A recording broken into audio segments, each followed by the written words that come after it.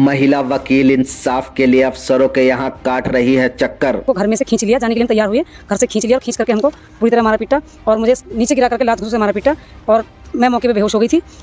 मामूली विवाद को लेकर महिला व पुरुषों ने मिलकर बेरहमी से पीटा।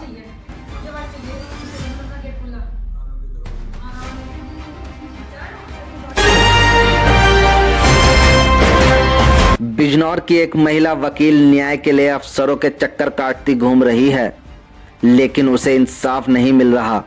प्रमोद कुमारी नामक ये महिला एडवोकेट बिजनौर की मानसरोवर कॉलोनी में रहती है।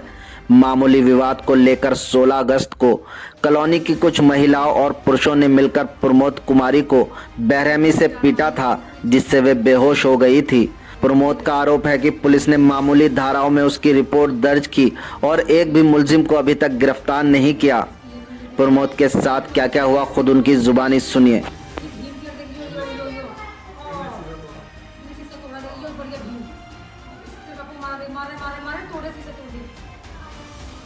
क्या नाम है आपका? मेरा नाम प्रमोद कुमारी शर्मा, एडवोकेट। मेरे साथ भैया ये 16 तारीख की घटना है, 16/8/2025। इसमें जो हमारे कॉलोनी के रहने वाले हैं रानू, अंजलि, भीम, खुशी, भवी, शुभम और ये वेद प्रकाश की लड़की कृष्णा, ये सर इकट्ठे होकर, और भी कई लोग हैं जो एफआईआर में नामजद हैं, ये इकट्ठे होकर मेरे घर आए और इन्होंने आके ईंट पत्थरों से हमला करना शुरू कर दिया। बहुत हंगामा काटा, हम बार बार दरवाज़ा बंद करते रहे लेकिन ये लोग नहीं भागे। हमको ये उम्मीद नहीं थी कि हमारे साथ इतनी बड़ी मारपीट की घटना करेंगे। जैसे हम लोग काफ़ी देर हो गई, मैं अपने बच्चे के साथ और इसके पापा के साथ, मतलब अपने पति के साथ, शिव प्रकाश के साथ थाने जा रही थी। तो उसी समय भैया इन्होंने हमको घर में से खींच लिया, जाने के लिए हम तैयार हुए, घर से खींच लिया और खींच करके हमको पूरी तरह मारा पीटा और मुझे नीचे गिरा करके लात घूंसे से मारा पीटा और मैं मौके पे बेहोश हो गई थी। उसके बाद 112 की पुलिस आई, 112 की पुलिस ने हमें हॉस्पिटल पहुंचाया और मेरी एफआईआर दर्ज हुई पुलिस में। अब दिक्कत ये है कि मैं एफआईआर होने के बाद, एफआईआर के समय से ही बल्कि मुझे ब्लीडिंग चल रही थी, मैं प्रेग्नेंट थी और उसके बाद भी मुझे कई दिन तक ब्लीडिंग चलती रही। मेरा इलाज भी हुआ, काफ़ी इलाज चलता रहा। 2 तारीख को 2/9/2025 को इलाज के बावजूद, डॉक्टर से मिलने के बाद भी मेरा अबॉर्शन हो गया, गर्भपात हो गया, जिसके कागजात मैंने आईओ को भी दिए हैं, सारे अधिकारियों को भेज रखे हैं, डीआईजी तक भेज रखे हैं, एसएसपी को भी मैं कल मिली थी सारे कागजात के साथ, पहले भी मिली हूँ, कई बार मुझे एसएसपी मिले भी नहीं थे एसपी साहब। तो मेरा कहना ये है सर कि बताइए, इतनी बड़ी घटना की मारपीट की मेरे साथ हुई है और अभी मैं ठीक महसूस नहीं कर रही हूँ, मेरे सिर में चोट है, बातचीत करने में भी मुझे काफ़ी दिक्कत होती है। अब मेरी रिक्वेस्ट है कि कम से कम मेरी जो चिकित्सा प्रपत्र हैं और जो 4 नाम और बढ़ने हैं, मैंने सारे फोटोग्राफ भवी के, शुभम के और कृष्णा के और ये वेद प्रकाश की लड़की के दिए हैं, इनके नाम बढ़ने चाहिए और जो मेरे चिकित्सा प्रपत्र हैं, मेडिकल हैं अबॉर्शन के, उनके आधार पर मेरी कार्रवाई हो और मेरी 313 बढ़नी चाहिए। क्योंकि इतनी बड़ी मारपीट होने के बाद ही बताओ, इन लोगों की कोई आज तक अरेस्टिंग नहीं हुई, कोई कार्रवाई नहीं हुई। और जो हमारे ये आईओ है विवेचना अधिकारी बीना कुमार सिंह, इन्होंने आज तक 1.5 महीने से ज़्यादा हो गया, लगभग 1.5 महीने से ज़्यादा के बाद भी मेरी कोई सप्लीमेंट्री रिपोर्ट इन्होंने अस्पताल से नहीं ली है और बार बार फ़ोन करने पर भी कहते हैं चार्जशीट लगा रहे हैं।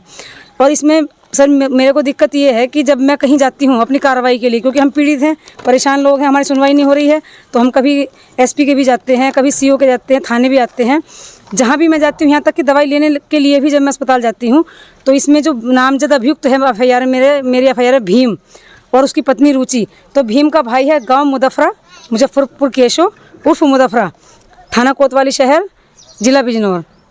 ये सर कुलवीर नाम का आदमी है जो मेरा हमेशा पीछा करता है, जहाँ भी मैं जाती हूँ वहाँ ही जाता है।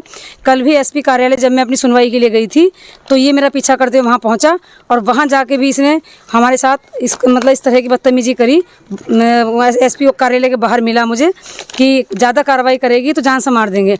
अभी तो इतना ही किया है, हमें जानती नहीं हमने कितने लोगों को परेशान करके भगाया है, तुझे घर भी छोड़ना पड़ेगा और तुझे तेरे घर में जिंदा जला देंगे, तेरे परिवार सहित। तो मुझे अपने बच्चे की भी चिंता है, अपने पति की भी चिंता है। अब सर बताएं, इतना कुछ भागदौड़ करने के बाद भी इन लोगों की आज तक गिरफ्तारी नहीं हो पाई है। तो सर बताइए, जब हम कहीं जाएंगे तो ये लोग हमारा पीछा करते हैं, जहां हम जाते हैं वहीं ये पहुंच जाते हैं, तो हमको न्याय कैसे मिलेगा? सर एक तरफ तो सरकार कहती है, आदित्यनाथ जी कहते हैं जो हमारे प्रदेश के मुख्यमंत्री जी हैं, कि हम महिलाओं की सुरक्षा करेंगे और मिशन शक्ति प्रोग्राम भी चलाते हैं। लेकिन सर जो हमारे साथ घटना हुई है, भले ही मैं वकील हूँ लेकिन महिला तो हूँ सर, मुझे कितनी बुरी तरह पिटा गया, सड़क पर गिराकर मेरा मिसकैरेज भी हुआ। उसके बावजूद भी बताइए आप किसकी अरेस्टिंग हुई, कि कोई गिरफ्तारी नहीं हुई सर। और छोटी मोटी धाराओं में मेरी एफआईआर कर ली गई, जबकि ये जानलेवा हमला इतना घातक था कि उसमें मेरी जान जा सकती थी। और मैं सर अस्पताल में भी रही, बीमार हूँ, अभी भी मेरी तबीयत ख़राब है। कम से कम 1.5 महीना मुझे ब्लीडिंग चली। उसके बाद भी दिखावे से कोई फ़ायदा नहीं है, कि जहाँ पर केवल दिखावा होता हो और महिलाओं की सुरक्षा की बात करते हों, उसके बाद भी सर हमारी सुरक्षा की बात होने के बाद भी सर हमारी कोई सुरक्षा नहीं हो रही है। जिस तरह की घटना सड़क पर गिरा के हमको पीटा गया है, मेरा भी आत्मसम्मान खराब हुआ है। और आज भी वो लोग खुलेआम घूम रहे हैं, हंसते हैं हमको देखकर, हम जहाँ भी जाते हैं हमारी मजाक उड़ाते हैं। तो सर या तो मेरी कार्रवाई हो जो मेरा मान सम्मान भी बरकरार रहे, नहीं तो सर मैं कोई ऐसा कदम भी उठा सकती हूँ जो जिसके लिए सारा पुलिस प्रशासन जिम्मेदार होगा। हो सकता है मैं आत्महत्या भी कर लूँ, क्योंकि मैं जहाँ भी जाती हूँ वहीं मेरी मजाक उड़ाई जाती है। और मेरे गर्भपात को भी कहा जा रहा है कि जो कागज़ तुम लेकर घूम रही है, ये कोई गर्भपात नहीं होता, ये तो ऐसी चोट लग जाती है लोगों के। तो सर इस तरह का जो मेरे साथ चल रहा है बयानबाजी, मैं इससे इतनी आहत हो गई हूँ कि मैं कुछ भी कदम उठा सकती हूँ सर। मैं आत्महत्या का भी कदम उठा सकती हूँ, या तो उनकी गिरफ्तारी हो, वरना मैं कोई और कदम उठाऊँगी सर।